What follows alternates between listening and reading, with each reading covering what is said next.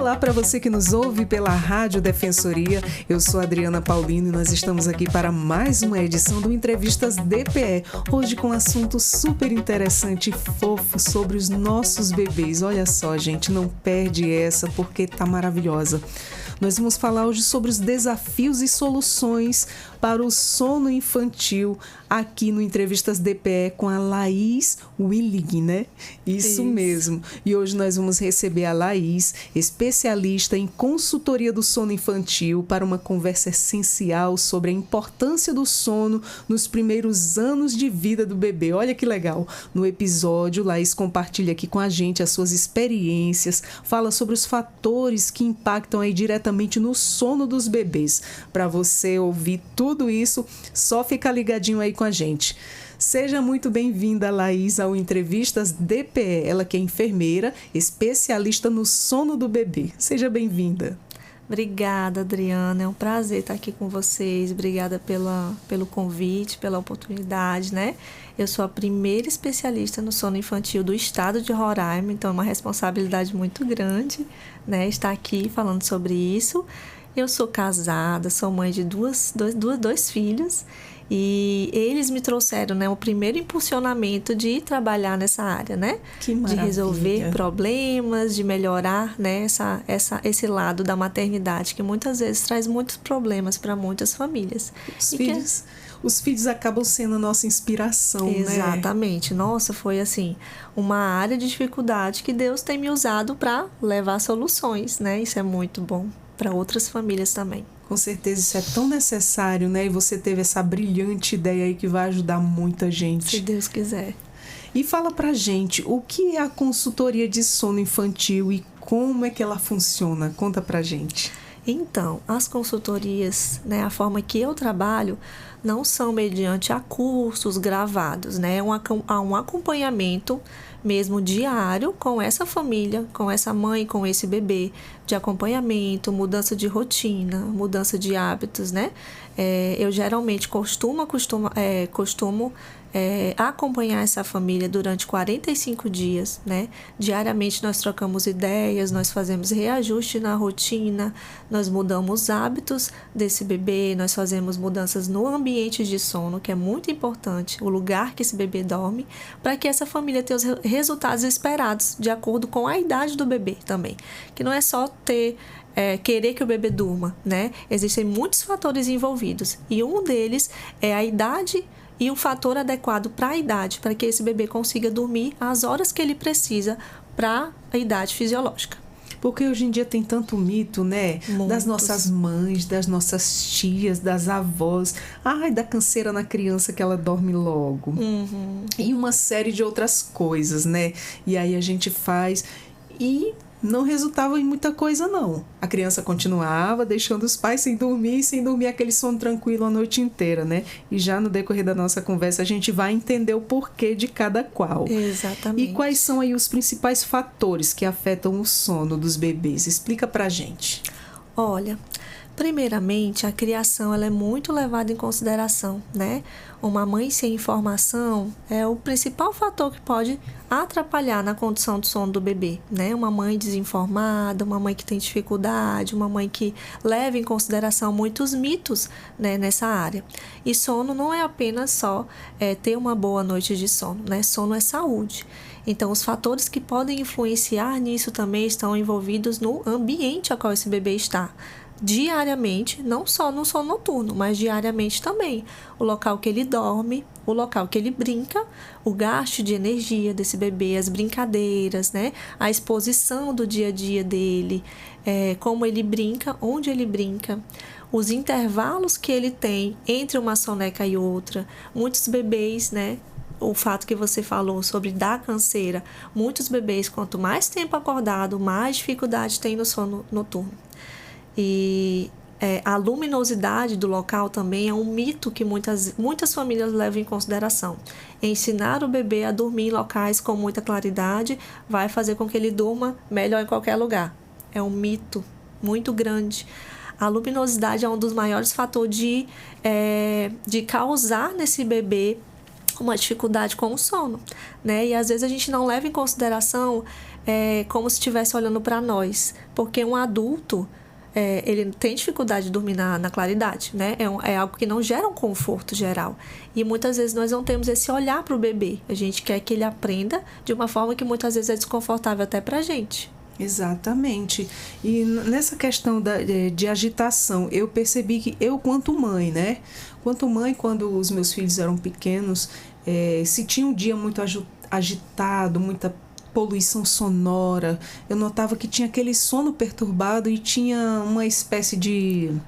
Como é que eu te digo? Não é... Eles tinham, assim, um pesadelo. Isso. Né? Ficava aquele movimento involuntário, assim. Exatamente. Até um sono perturbado. Isso. Como se estivesse sonhando que estava correndo, que estava fazendo alguma coisa. Exatamente. Eu pude perceber isso neles quanto bebês. Isso acontece muito. E o que acontece é outro mito que é levado em consideração, né? Causar uma canseira no bebê para que ele durma melhor. E não é assim. O bebê, ele tem necessidade de gasto de energia, mas é uma necessidade de acordo com aquilo que ele pode suportar. E cada idade, cada faixa etária tem uma necessidade diferente. Então, existem atividades que vão gerar esse gasto de energia de acordo com cada idade. Um bebê de 1 mês, por exemplo, o que seria um gasto de energia para ele? Um gasto de energia para ele poderia ser apenas ter um momento de tummy time, 2, 3, 5 minutos de barriguinha para baixo, uma leitura no colo da mãe em voz alta, sabe? Uma exposição visual de um livro. Isso já é um gasto de energia para esse bebê de 1 mês. Mas para um bebê de 1 ano já é completamente diferente. Ele pode ter exposição solar, pode brincar na terra, né? Tudo de acordo com a idade, com a faixa etária desse bebê e com o suporte também, né? Com a capacidade que esse bebê tem. Muito bem. E a partir de que idade é recomendado buscar uma consultoria de sono para os bebês? Adriana, eu trabalho, né, com consultorias com gestantes, já desde a gestação. Olha que legal. Nós acompanhamos essas gestantes para que elas tenham uma educação preventiva quanto a isso. Chegar ali com RN, com informação certa para conduzir o sono do bebê. Então, atualmente eu tenho trabalhado desde a gestação, com gestantes ali no 3º trimestre de gestação, instruindo essa família já com tudo aquilo que envolve o sono do bebê. E não só isso, né? Desde a gestação, muitas famílias já passam por momentos delicados. A própria gestação é levada em consideração para que o sono do bebê seja de qualidade. Então, uma gestação bem nutrida, uma mãe bem nutrida, uma mãe que não teve traumas na gestação, que teve um bom relacionamento conjugal, ou o contrário, uma mãe que já teve traumas, que teve alguma dificuldade de relacionamento, tudo isso é levado em consideração para que o sono do bebê seja bem estabelecido depois. Ou que nós tenhamos um olhar de flexibilidade, de saber que esse bebê teve um momento difícil, que essa mãe teve um momento difícil e que a gente pode guiar com flexibilidade, né? E a prova viva de que tudo a criança sente, né? Tudo. De que é só um bebezinho, não. Tá passando todo o sentimento ali da emoção daquele momento. Todas. Porque você vê... você frequenta um lugar muito barulhento, agitado, com muito barulho, com muitas pessoas, aquela agitação. Eu penso como mãe, né, que sou mãe de 3, na tranquilidade. Sim. A tranquilidade é tudo. Se você também não tem uma gestação tranquila, como é que aquela criança vai ter tranquilidade, né? E tudo reflete. Sim. E muito, hoje em dia, se fala sobre isso como frescura. Eu não quero parar minha vida por causa de um bebê, né?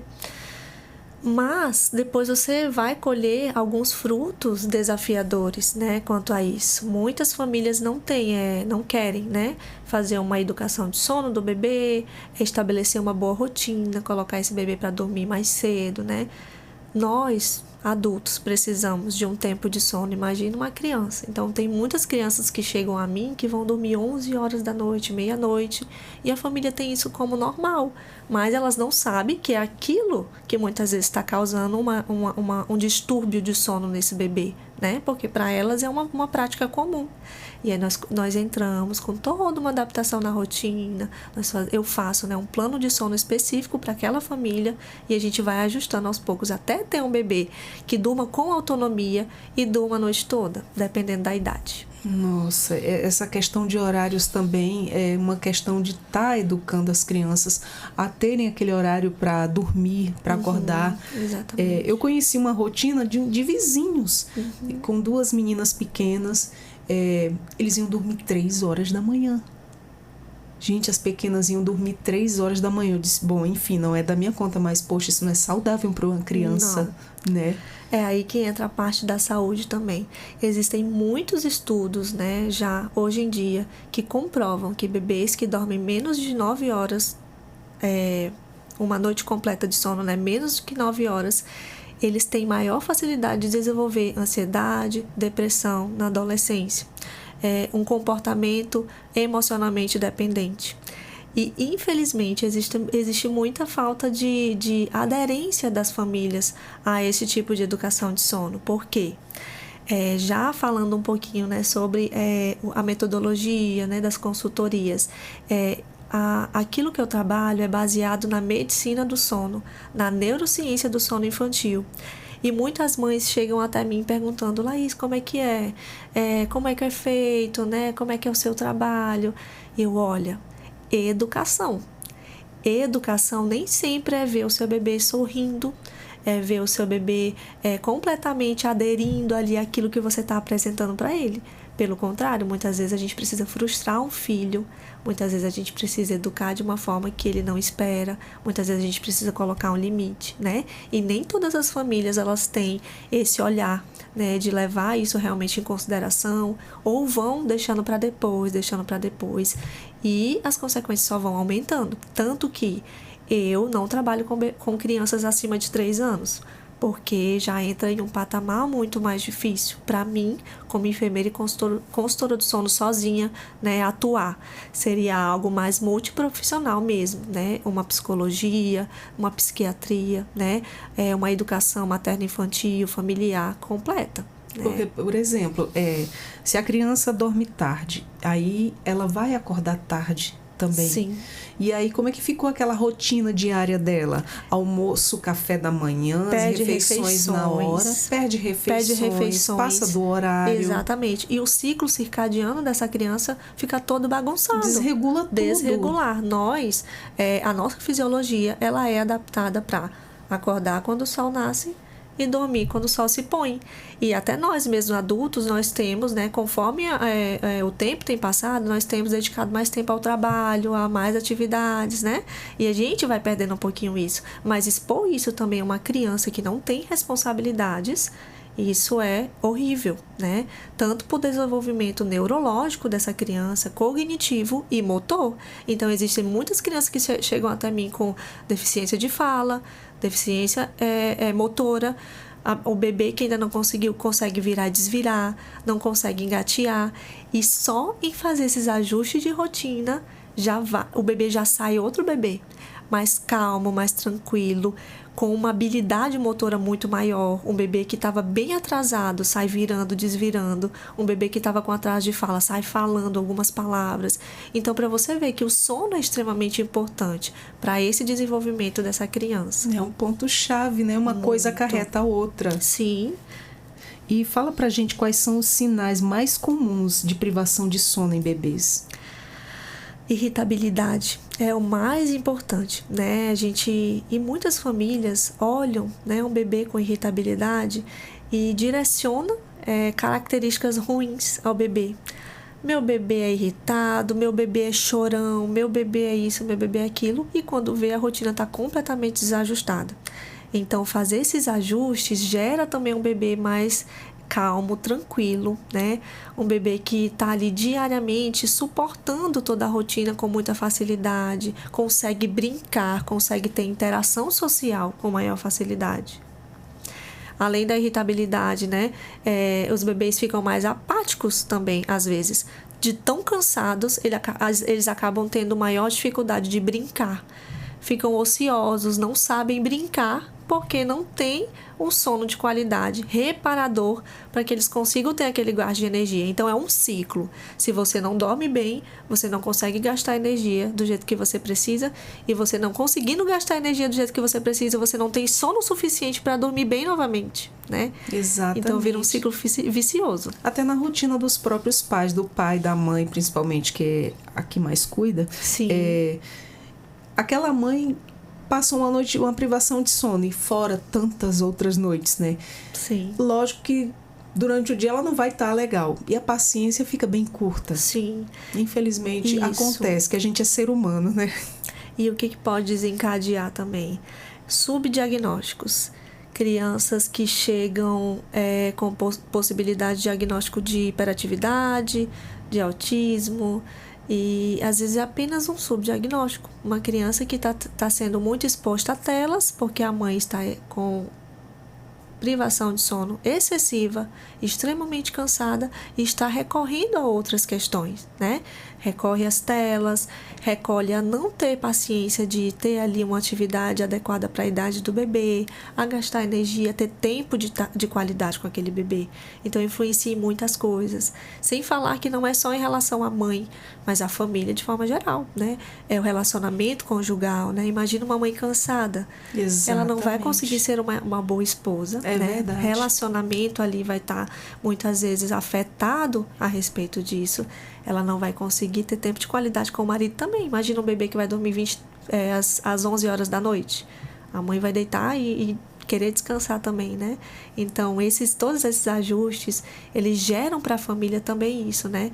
Tempo de qualidade em família, em casal. O sono e a saúde de toda a família é mudado, né? Para melhor. Principalmente para as famílias de primeira viagem, né? Exatamente. A gente lembra quando tem o primeiro filho, nossa, aquele lá foi toda a experiência. Quando vem os próximos já está bem mais ameno, porque a gente aprendeu com o primeiro. É isso mesmo. Como é que o sono influencia aí o desenvolvimento cognitivo e físico dos bebês? O sono, ele é muito importante para o desenvolvimento neurológico, cognitivo e motor, né?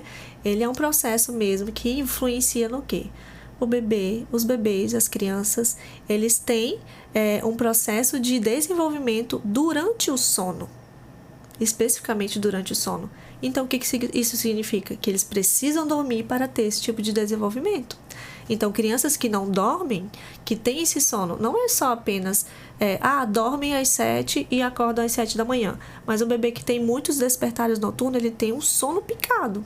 Então, isso também é prejudicial para esse desenvolvimento desse bebê, né?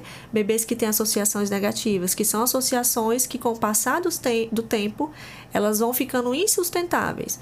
Toda hora que meu bebê acorda, ele precisa de uma mamadeira. Aí lá se vai 4 vezes na madrugada, uma mamadeira.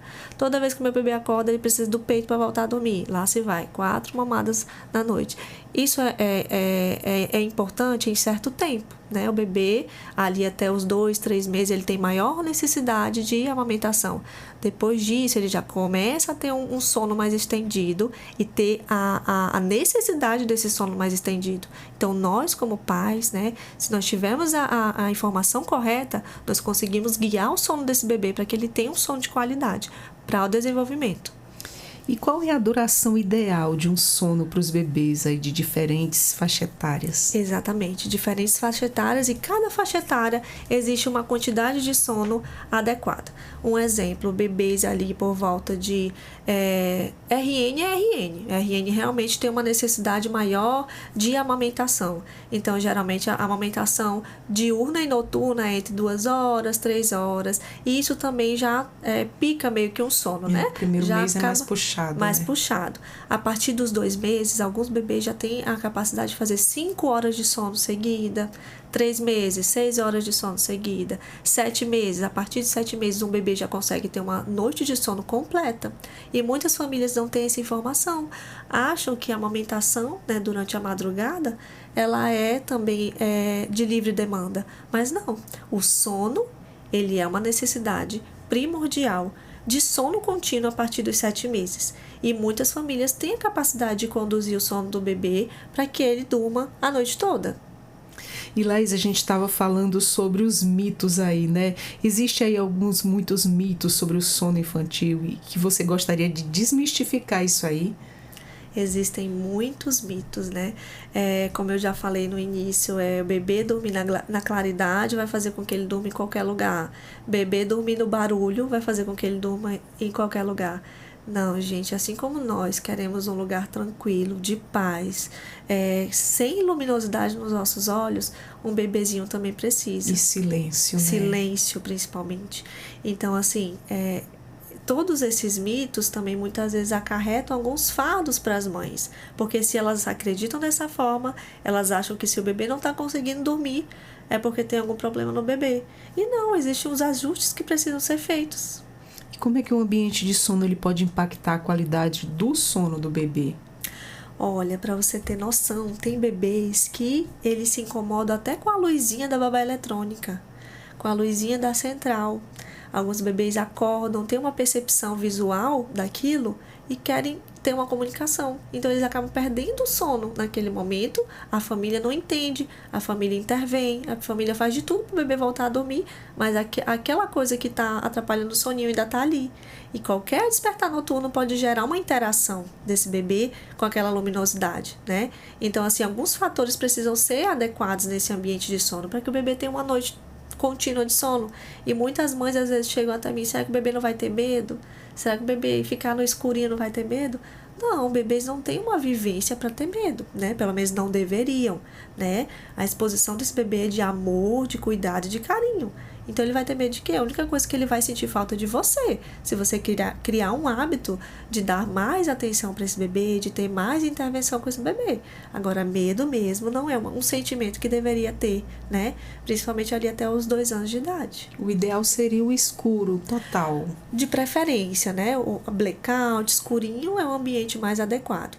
Primeiro, ele favorece o bebê se acalmar, a ter tranquilidade para pegar no sono, e ele tira esse estímulo visual. Você imagina um quarto de bebê todo desenhado, todo cheio de figurinha, um mobile em cima do berço, cheio de ursinho. Uma poluição visual. Completa. E às vezes o bebê olha para aquilo e tá ali brincando. Ele quer conversar com aquela figurinha, ele quer conversar com aquele mobile. Chama atenção, completamente. Né? E às vezes pode atrapalhar. E nem toda a família tem esse conhecimento de saber que é isso, né? Então é importante, né? Educar o sono do bebê não é apenas fazer com que esse bebê durma, mas é saber que tem muitos fatores envolvidos que podem facilitar para que ele durma com tranquilidade. As cores influenciam, né? Sim. As cores tranquilas, os tons pastéis, eles trazem mais um certo ar de tranquilidade. Isso influencia, não influencia? Eu sempre oriento a família, né, a não gastar dinheiro com muitas coisas dentro do quarto. Muitas cores, muitas coisas. Gente, o que adianta um quarto todo decorado se é lá que você passa as maiores dificuldades com o sono do bebê? Acho que vai adiantar, né? Então, investir, né? Principalmente quando se fala em investimento. Investir em uma boa consultoria de amamentação, investir em uma boa consultoria de sono, investir em um ambiente tranquilo. E quanto menos, o menos é mais, né? Muitas vezes. Principalmente relacionado a bebês que estão ali visualmente, de forma sonora, visual, muito vulnerável a estímulos. Os bebês RNs, por exemplo, né, muitas vezes nascem bem sonolentos. Eles têm uma camada protetiva que impede muitas vezes que esses estímulos externos atrapalhem o sono. Aí a mãe, eu tenho o melhor bebê do mundo. Aí vai passando 1 mês e 2 e vai criando aquele hábito de expor o bebê a esses estímulos. Quando chega no 3º, 4º mês, essa camada protetora do cérebro ela vai saindo e esse bebê vai vendo tudo à sua volta, todo o estímulo auditivo, acostumando com tudo como realmente é, e vai chegando os problemas de sono. Então tem muitas mães que até me procuram: Laís, virou o 4º mês, que é o famoso 4º salto de desenvolvimento, né? Uma teoria que existe. Virou o 4º mês, meu bebê virou outra, tá completamente diferente, tá dormindo super mal.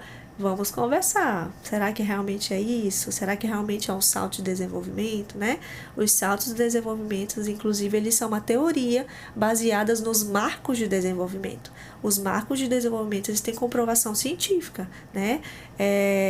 São o virar e desvirar de um bebê, balbuciar, são habilidades mesmo que o bebê está adquirindo, que muitas vezes, quando ele tem essa percepção, ele vai querer interagir melhor com essa percepção. Achou a mãozinha, conseguiu fazer um som diferente, aí ele vai querer ali ficar mais tempo acordado, usufruindo dessas novas habilidades. Se a família não tiver essa informação correta, ela levando o bebê para um quarto claro, por exemplo, ele vai continuar vendo a mãozinha, ele vai continuar balbuciando, ele vai continuar conversando. Um bebê que já levanta do berço vai levantar, vai interagir, vai ver, sabe? Então, existem muitas coisas que precisam estar envolvidas, né?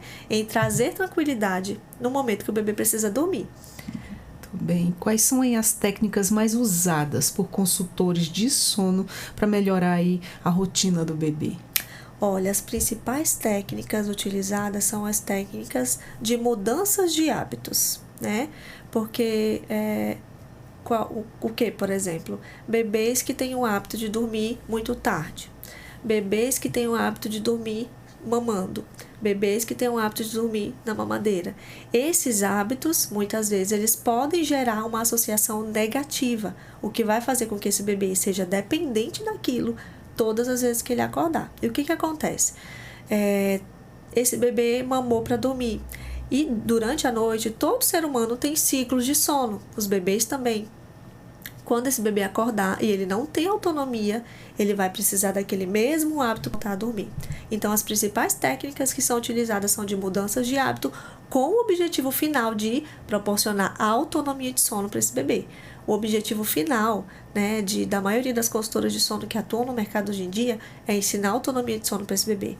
Como qualquer pessoa, né, o sono ele é uma situação independente, que não precisa de intervenções, né? E desde pequeno a gente precisa ensinar isso aos bebês, de forma gentil, acolhendo e ensinando os hábitos corretos. E o que te motivou pessoalmente aí a começar a trabalhar com consultoria de sono infantil? Olha, é uma história um pouco até que engraçada, né? Porque a minha maior motivação foi as minhas maiores dificuldades. Eu tive uma primeira filha, eu tive muita privação de sono, né? Tive muito problema no primeiro ano e eu já tinha capacitações, eu já tinha conhecimento naquela época, mas eu não conseguia sair do lugar. Por isso que eu falei um pouquinho sobre a parte psicomaterna, né? É muito importante que a vivência da mãe esteja favorável para que ela consiga conduzir o bebê. E nisso eu não estava bem, né? Eu estava ali com muita dificuldade de conduzir o sono do meu bebê, da minha filha na época. E nisso eu precisei estudar mais, implementar essas técnicas e descobri que existia um outro lado da maternidade que eu não conhecia. Eu conhecia só o lado da exaustão. Eu comecei a conhecer um lado da maternidade muito mais leve. Uma bebê que dormia a noite toda, uma bebê que tinha horários organizados para fazer suas refeições, amamentar, sem que me gerasse um peso a mais, porque a própria maternidade já nos traz tantas coisas difíceis, né? E ter aquela ordem, nossa, foi libertador. E aí eu tive o segundo filho, comecei a educar o sono dele desde RN, comecei tudo diferente, nunca me deu trabalho, bonzinho demais. E começaram a chegar mães até mim, né, através de amigas. Ah, foi fulana que me ajudou, foi fulana que me ajudou. E eu comecei a não ter, assim, consegui dar conta, né, dessas pessoas que me procuravam e ajudei como eu pude, mas fui impulsionada através dessas procuras, das minhas amigas, né, das famílias que me procuraram a começar a trabalhar de forma profissional.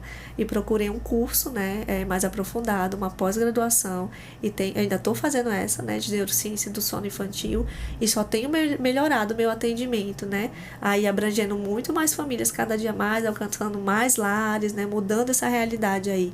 A exaustão de sono não é a única opção. E nem toda família tem esse conhecimento, né? Muitas vezes algumas famílias se apegam às teorias da maternidade com apego. E ter apego ao seu filho não é necessariamente você passar por uma exaustão. Exato. Não é mesmo? Eu lembro você falando agora, me recordando, porque os meus já estão grandes, né? Já são rapazes. Eu me recordo quando eles eram RN, Nossa, às vezes até para ir tomar um banho era difícil, né? A criança sempre com necessidade de alguma coisa. Exatamente. Às vezes não tinha aquele soninho. Não, quando ele tirar um soninho, eu vou fazer alguma coisa. E nunca sai o soninho. Quando ele tirar esse soninho assim, eu vou tomar um banho. Gente, às vezes não dava tempo. Exatamente. Era exaustivo. Exaustivo. Agora tô me recordando como era. E passa tão rápido, né? Passa muito rápido. Mas, e outra coisa, passa rápido. E muitas mães se apegam a isso, vai passar. Mas a gente não precisa passar de um jeito penoso, difícil, sofrido, tendo uma lembrança ruim. Já chegou mães até mim, eu não vou fazer consultoria de sono. Vou enfrentar. Mas eu não amo ser mãe. Eu tô passando uma fase difícil que eu tô odiando ser mãe. Não vale a pena você odiar ser mãe, você se doar de uma forma errada, né? Tem como se doar, fazer educação de sono, você vai deixar de se doar? Não. Tem até uma amiga enfermeira também que me falou, é uma luta organizada, sabe? É uma batalha organizada. Exato. Porque as dificuldades da maternidade não vão desaparecer, né? A gente só vai ter mais disposição, mais ordem no lar para poder está atendendo todas as necessidades desse bebê, né, diariamente. Mais jeito para lidar, né? Sim. Com cada fase. Exatamente. Que não é fácil. E você pensa, vai crescer, vai diminuir o trabalho, vem outros diferentes, outras preocupações. E é assim ser mãe.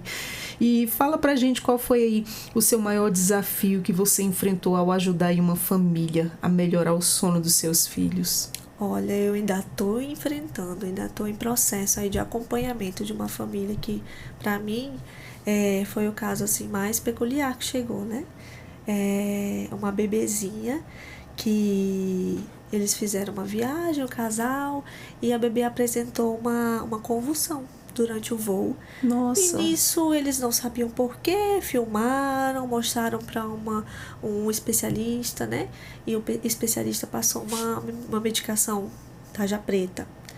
E isso foi surgindo vários possíveis diagnósticos, o bebê só piorava com essa medicação, começou a ter muitos despertares noturnos, começou a ter muitos distúrbios de sono, de comportamento, e essa bebê já tem 2 anos e um pouquinho. E imagina uma mãe passando tudo isso, desmame de medicação, outra medicação. E quando essa família me procurou, eu falei, olha, não tem como eu resolver só o problema de sono de vocês. Vamos a fundo, vamos atrás de um especialista que tem um olhar mais sensível àquilo que vocês estão vivendo. O último diagnóstico que ela recebeu, né, foi de distúrbio de sono sem causa aparente. Você imagina você sair de um consultório com distúrbio, com esse tipo de diagnóstico, sem causa aparente, sem perspectiva de quando que você vai parar de tomar um remédio, de quando a sua filha vai parar de ter esses despertares. Nossa. Imagina a exaustão dessa mãe. Nossa, que difícil, Eu não consegui largar a mão dela. Eu tô a fundo aí, sempre a gente tá atrás de especialistas realmente, fora do estado. Ela tá fazendo um acompanhamento, né? E aí, o que ela percebeu? Que a bebê estava com uma parte nutricional completamente defasada, que outros profissionais não tiveram atenção. Por isso que eu falei da parte nutricional do bebê. E aí ela tá indo a fundo, né? Depois que toda a parte de saúde dessa bebê tiver resolvida, a gente parte para a educação de sono, porque não tem como a gente requerer um bom comportamento de sono. Um bom comportamento de sono desse bebê, dessa criança, bons hábitos de sono desse bebê, dessa criança, se ela não tem situações que favorecem isso. Existe algo de saúde que está vindo à frente disso, que pode inclusive estar afetando o sono dela. Então isso primeiro tem que ser resolvido. Com certeza. E como é que você acredita aí que o sono afeta a dinâmica emocional de uma família? Olha, é bem delicado falar sobre isso, né? Hoje em dia existem muitas teorias sobre a maternidade com apego. E muitas mães olham a exaustão como parte disso, que faz parte, que eu preciso enfrentar, que a internet hoje em dia, né, também fala muito sobre isso. Então, o excesso de informação pode atrapalhar. E essas teorias, né, essas falas, blogueiras que falam sobre isso, acabam gerando em muitas mães que não têm essa capacidade de enfrentar essa exaustão, um peso de que se elas não aguentarem, elas não estão sendo boas mães. Eu muitas vezes me vi assim. Algumas pessoas chegavam para mim, é normal, bebê é assim mesmo, bebê acorda, bebê tem privação de sono, bebê acorda demais, tem que aguentar, vai esperar passar.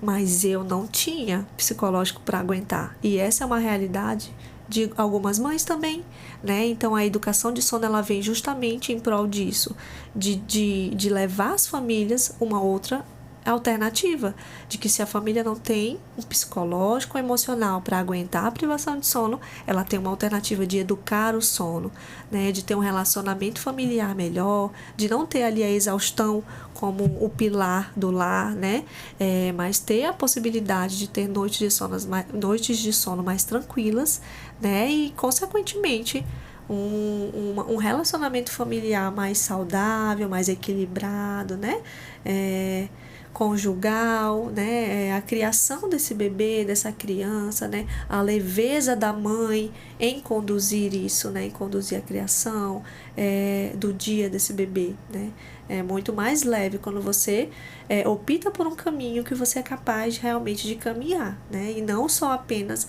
levar essa teoria de que eu preciso encarar a exaustão, mas a exaustão não é o único caminho, né?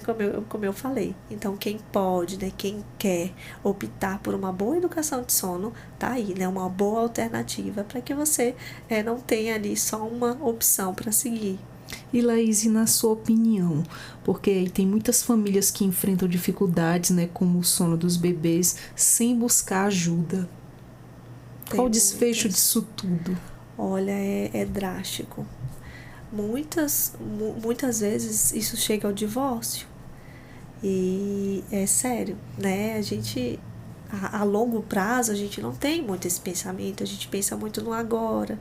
A gente pensa muito na noite que a gente passou e que a esperança de que a noite que vem pode ser melhor, ou de que semana que vem pode melhorar. E aí o casamento vai ficando do lado. Alguns princípios, inclusive, na educação do filho vai ficando do lado, porque a mãe está sempre cansada, o casal está sempre ali muito exausto, né, em prol daquela criação.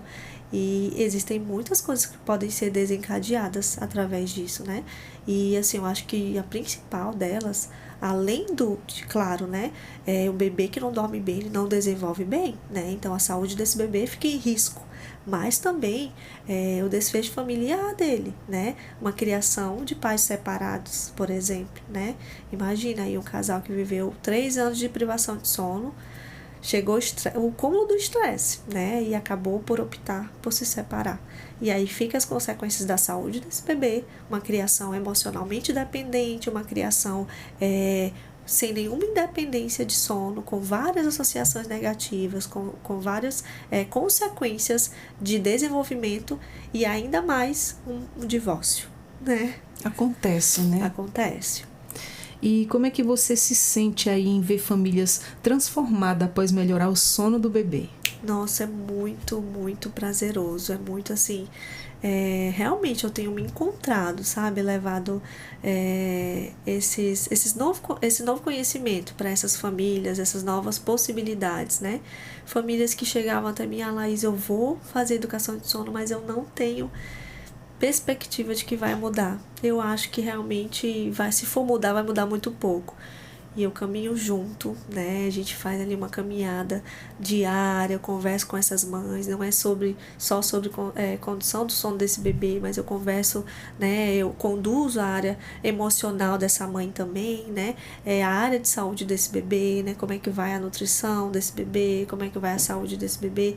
E todo esse conjunto tem gerado resultados muito positivos, até maiores do que eu imaginava, né?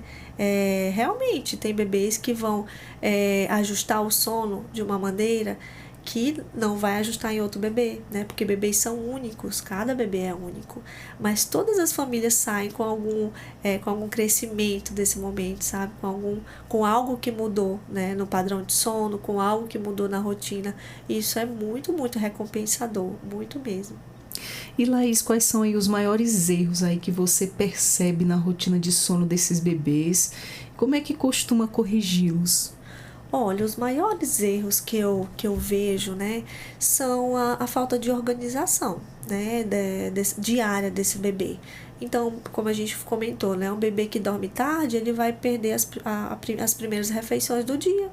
Às vezes ele vai tomar café na hora do almoço, às vezes a mãe, né, por falta de paciência, acaba substituindo algumas de refeições por mamadeiras, né, e dependendo da idade, isso não é o indicado, né, a partir de 1 ano as refeições são importantes, o aleitamento materno ele é indicado, né, como principal refeição ali do bebê, como principal aporte calórico desse bebê até 1 ano. Depois a família tem que conduzir essas refeições de forma certinha. Então, o bebê que dorme tarde, ele vai acordar tarde e vai perder alguns aspectos nutricionais desse dia que ele precisaria, né? E essa falta de ordem, de organização, faz com que esse bebê perca muitas coisas, né? E outra coisa, engraçado, por quê? Se o bebê dorme... Laís, mas ele dorme de 23 horas da noite até 11 horas da manhã do outro dia. Dormiu 12 horas de sono. Beleza? Não tá beleza. Porque o sono reparador para o desenvolvimento desse bebê, dessa criança, ele é de 6 horas da tarde até meia-noite. Então, você imagina um bebê que perde maior parte desse tempo. O desenvolvimento dele vai estar afetado, né? Então, essa falta de ordem, ela leva a muitos prejuízos, né? Não só de ordem do lar, mas de saúde, né? Desse bebê, né? De desenvolvimento, de saúde desse bebê. E qual foi aí a experiência mais gratificante que você já teve aí na sua carreira como consultora de sono? Ai, Adriana, não tem como colocar uma. É claro que tem assim, algumas mães que eu tenho um apego, né? Eu faço assim, um relacionamento mais apegado, a gente tem uma conexão maior, né? Conversa mais, às vezes expande para fora do profissional, né? Acaba virando ali uma amiga, que a gente gera outros tipos de conversa, né? Entra em outras áreas da vida, e aí sim, mas assim, de forma geral, é muito recompensador todas as mães, as famílias que passam por mim, sabe? Mas assim, é claro que principalmente aquelas que persistem em ter os resultados que elas querem, né? E ver esses resultados de forma completa é muito gratificante para mim. Nem todas as famílias conseguem concluir a educação de sono. Algumas famílias têm muita dificuldade em ter disciplina, né? Em colocar toda a metodologia em prática, mas não é algo que eu fico chateada, sabe? Eu sei que cada família é única, né? Que cada família tem uma forma de conduzir, que cada mãe tem uma capacidade, né, emocional para condução também. E a gente sempre conversa, né? Olha, mais para frente, se precisar, me procura, né? Eu sempre deixo também claro para a família, né? A gente faz um termo, um contrato de que a responsabilidade de ter os resultados esperados é da família. Eu não tenho como ir lá, eu não tenho como ensinar esse bebê, né? Eu não vou presencialmente até essa família. Então, a família tem grande responsabilidade em conjunto com o meu trabalho, né? E ter essa parceria deles é muito legal, né? Você dá todas as orientações, né? Todas as orientações, né? Eu dou todas as orientações práticas e teóricas, né?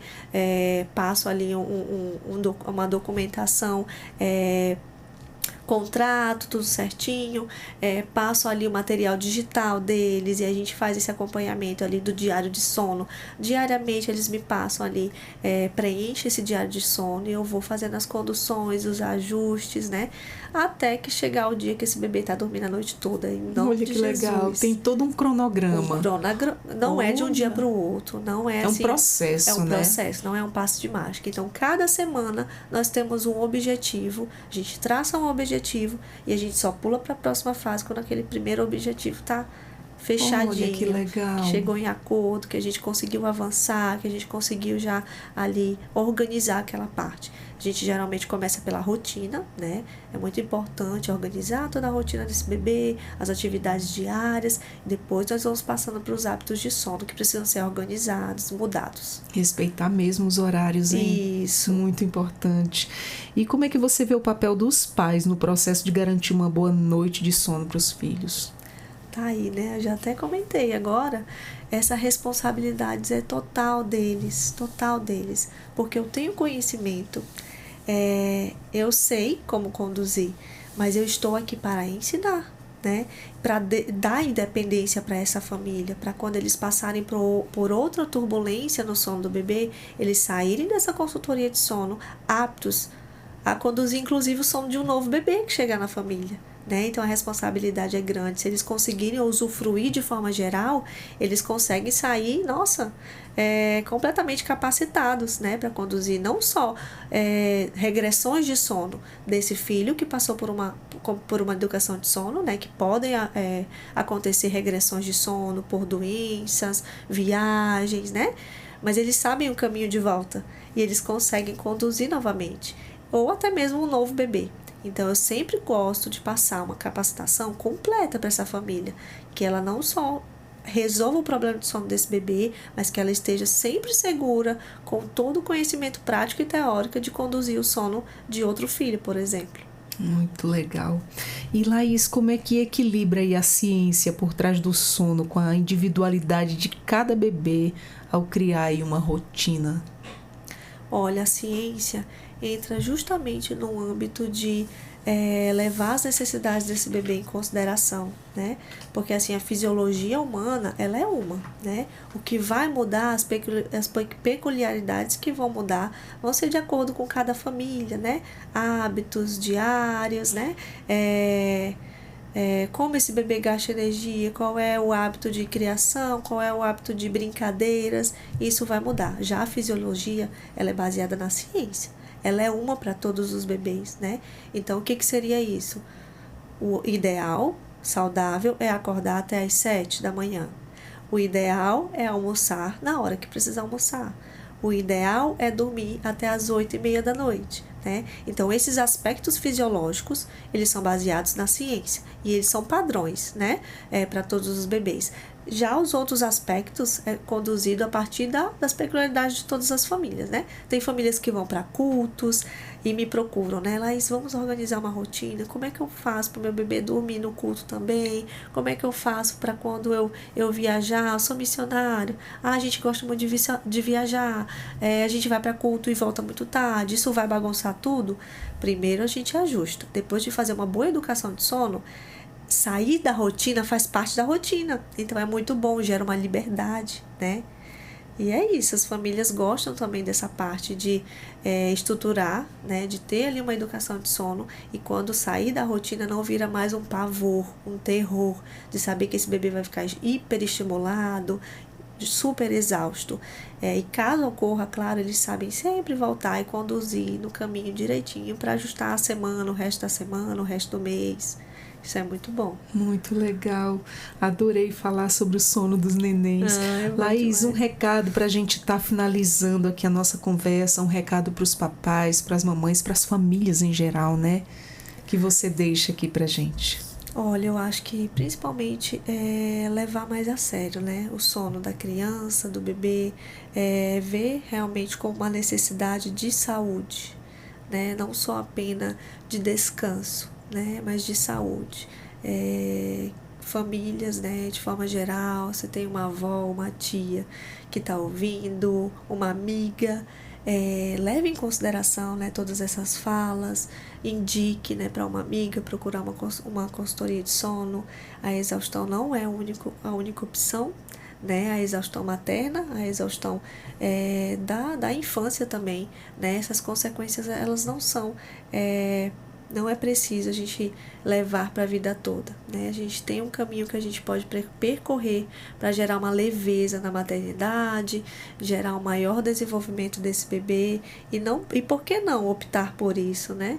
Por que não optar por essa opção e ter aí uma maternidade mais leve, dias mais leves e noites de sono mais tranquilas, né? Com certeza. Laís, muito obrigado pela nossa conversa. Nada, eu que agradeço. Informativa, com certeza quem ouvir vai ajudar bastante. Se Deus quiser alcançar mais famílias. Com certeza. Muito obrigada. Você será sempre bem-vinda aqui no Entrevistas DPE para trazer notícias maravilhosas que nem essas. Informações riquíssimas para as famílias. Eu que agradeço. Contem comigo se precisar. Obrigada. Nós conversamos com Laís Willig, enfermeira, especialista no sono de bebê, gente. Ouça toda essa entrevista de suma importância para você aí, mãe de primeira viagem, para você, mamãe de novo. Muito importante, os desafios e soluções para o sono infantil, aqui no Entrevistas DPE. A gente vai ficando por aqui. Eu sou Adriana Paulino, você acessa os nossos conteúdos no Spotify, Deezer, também Rádio Defensoria, no Entrevistas DPE, e lá vai estar todos os nossos conteúdos bem informativos, muitos deles de autoajuda para você que está aí nos ouvindo. Muito obrigada pela sua companhia. Até a próxima. Tchau, tchau.